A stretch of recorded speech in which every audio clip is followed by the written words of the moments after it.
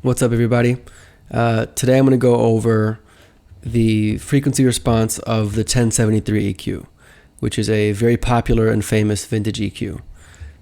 It's really simple, but there are some quirky things about it, and it's useful to see how the bands respond. So let's get into it. Firstly, there's the high band, which is fixed frequency. It's got one frequency and is very broad. You can see it goes down almost even to 1 or 2K at its most extreme.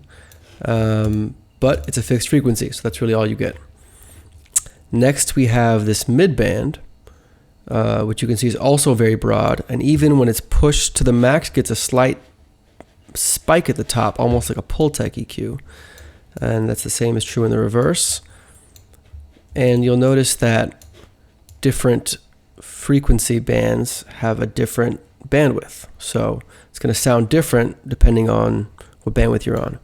Another quirk about this band is that the 1.6K gives you a slight dip in the high end. You can see that here. If I bring it back, you'll see, boom, pops right back up there. So that's a little quirky feature of a vintage EQ like this, which might be useful or might bother you, but good to know about.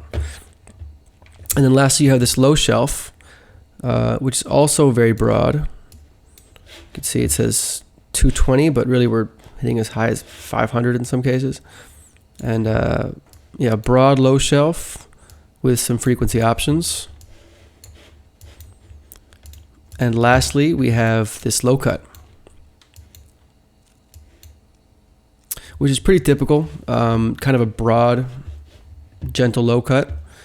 But it could be useful if you want to, maybe in a vocal or a certain instrument, cut the lows. It could be effective.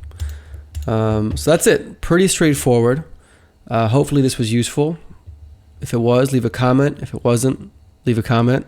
I'm thinking of doing more videos like this, so hopefully it helps with something. And if you want more like this, definitely let me know. Thank you for watching.